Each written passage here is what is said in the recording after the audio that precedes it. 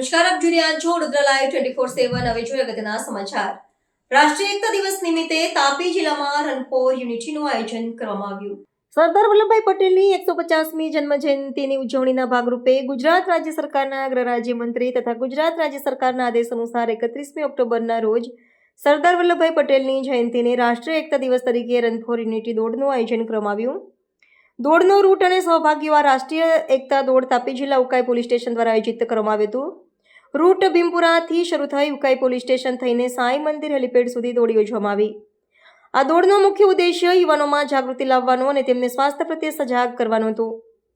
કાર્યક્રમમાં ઉપસ્થિત આ પ્રસંગે મોટી સંખ્યામાં લોકોએ ઉત્સાહભેર ભાગ લીધો, જેમાં મહાનુભાવો અને સમુદાયોનો સમાવેશ થઈ ઉકાઈ પોલીસ વિભાગ, પીએ પારેખ સાહેબ, કર્મચારીઓ અને અધિકારીઓ, જીઆરડી હોમગાર્ડ સાથે એકલવ્ય સ્કૂલ વિદ્યાર્થીઓ તથા જીવન સાધના સ્કૂલના વિદ્યાર્થીઓ, તે સાથે ગામના ભાઈઓ, આગેવાનો, ભાઈ બહેનો, સરપંચો તેમજ ડેપ્યુટી સરપંચો તમામ સહભાગીઓએ દોડમાં ભાગ લઈને 108 એમ્બ્યુલન્સ સાથે રાખી કાર્યક્રમને સફળ બનાવ્યો હતો.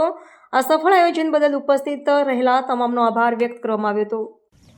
આજ રોજ સરદાર વલ્લભભાઈ પટેલની 150મી જન્મજયંતિ નિમિત્તે માનનીય ગૃહ રાજ્યમંત્રી તથા ગુજરાત રાજ્ય સરકાર તરફથી જે આજના 31મી ઓક્ટોબર સરદાર વલ્લભભાઈ પટેલ જયંતિને રાષ્ટ્રીય એકતા દિવસની દોડ નિમિત્તે ઘોષિત કરવામાં આવેલ, જે અન્વયે આજરોજ તાપી જિલ્લાના ઉકાઈ પોલીસ સ્ટેશનમાં ભીમપુરાથી ઉકાઈ પોલીસ સ્ટેશન થઈ સાંઈ મંદિર થઈ હેલિપેડ સુધી એક રન ફોર યુનિટીનું આયોજન કરવામાં આવેલ, જેમાં પોલીસના કર્મચારીઓ, અધિકારીઓ, એકલવ્ય સ્કૂલ તથા જીવન સાધના સ્કૂલના વિદ્યાર્થીઓ, ગામના આગેવાનો, ભાઈ બહેનો તથા સરપંચો તેમજ ડેપ્યુટી સરપંચો સહિતનો ઘણો સ્ટાફ ઉપસ્થિત રહેલ અને તમામે આ દોડમાં ભાગ લઈ અને એક સરસ રન ફોર યુનિટીનું આયોજન યોજીને જે આજનું યુથ છે એને પોતાને એક જાગૃત કરી અને પોતાની હેલ્થ પ્રત્યે જાગૃત થાય એ માટેનું એક આયોજન કરવામાં આવેલ, જે ખૂબ જ સારું રહેલ અને આજરોજ જે ઉપસ્થિત રહ્યા તે તમામનો ખૂબ ખૂબ આભાર માનું છું. જય હિન્દ, જય ભારત.